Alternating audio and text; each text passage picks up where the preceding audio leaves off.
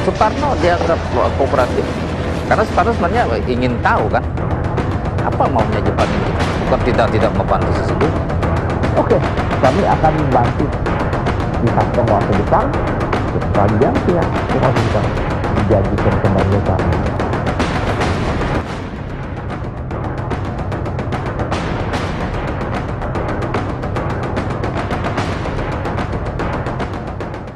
Assalamualaikum warahmatullahi wabarakatuh. Perkenalkan, kami dari kelompok 7 Pancasila. Izin memperkenalkan diri, saya Zifah Kurinasiah. Saya Tamara Indit.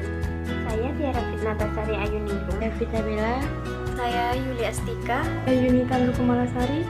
Saya Wiku Putra Wahana. Saya Muhammad David Ardiansyah. Saya Zuhana Anissa. Sejarah telah mengungkapkan bahwa Pancasila adalah jiwa seluruh rakyat Indonesia.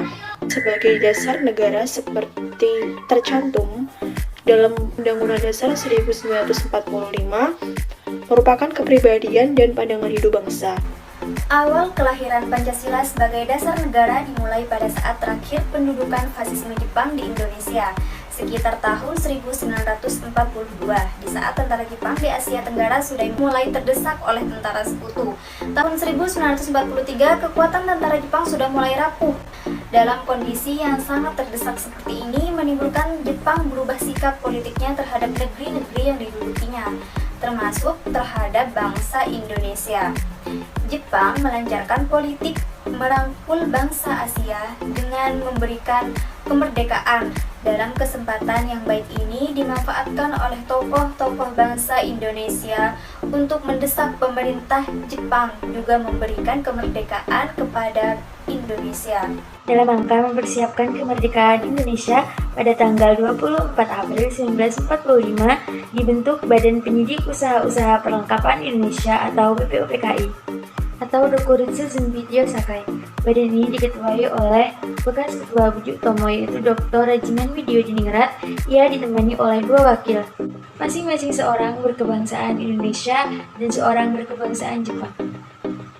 Badan ini bertujuan untuk mempelajari dan mempersiapkan hal-hal penting mengenai tata pemerintahan Indonesia merdeka. Dalam setiap sidang bukannya berjalan mulus-mulus saja, tapi mereka juga mengalami rintangan dalam diskusinya, menanggapi usulan dari golongan nasionalis yang secara terang-terangan memperlihatkan ketidaksetujuan terhadap usulan negara yang berdasarkan pada asas Islam, bahwa dulu ada yang mengatakan agama itu suci dan luhur sehingga agar tetap suci, janganlah agama dicampurkan dengan urusan negara.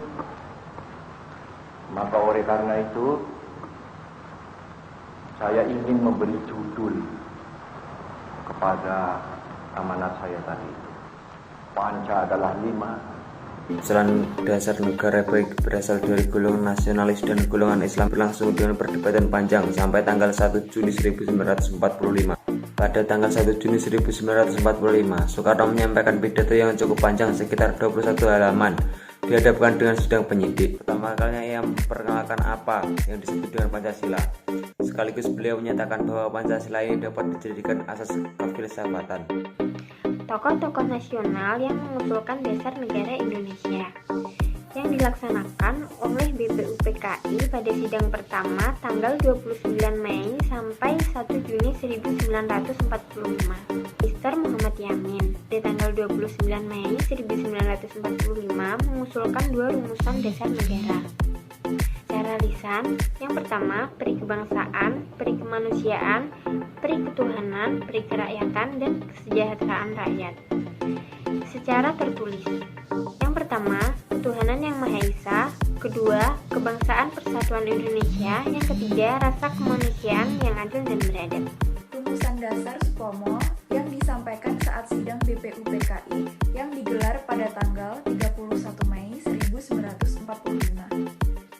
Ia memberikan 5 rumusan untuk dijadikan rumusan dasar negara, yaitu yang pertama, persatuan, kedua, kekeluargaan, ketiga, keseimbangan lahir dan batin, keempat, musyawarah, kelima, keadilan rakyat. Dalam sidang BPUPKI tanggal 1 Juni 1945, Soekarno menyampaikan gagasannya mengenai dasar negara yang terdiri dari 5 butir, yaitu 1. kebangsaan Indonesia. 2. Internasionalisme dan perikemanusiaan. Ketiga, mufakat dan demokrasi. Keempat, kesejahteraan sosial. Kelima, ketuhanan yang Maha Esa.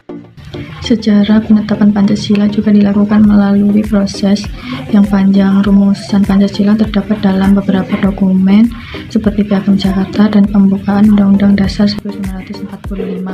Dalam rumusan awal Pancasila yang terdapat di Piagam Jakarta bunyinya adalah ketuhanan dengan kewajiban menjalankan syariat Islam bagi pemeluk-pemeluknya, kemanusiaan yang adil dan beradab, persatuan Indonesia, kerakyatan yang dipimpin oleh hikmat kebijaksanaan dalam permusyawaratan perwakilan, keadilan sosial bagi seluruh rakyat Indonesia. Rumusan awal ini menimbulkan perdebatan, khususnya terkait sila pertama hanya mencakup pemeluk agama Islam. Alhasil, kalimat sila pertama pun diubah menjadi ketuhanan yang Maha Esa.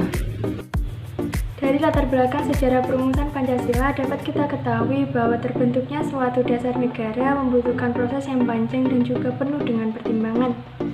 Maka dari itu, kita sebagai generasi penerus bangsa harus bisa memahami dan juga menerapkan nilai-nilai yang terkandung dalam Pancasila di kehidupan sehari-hari.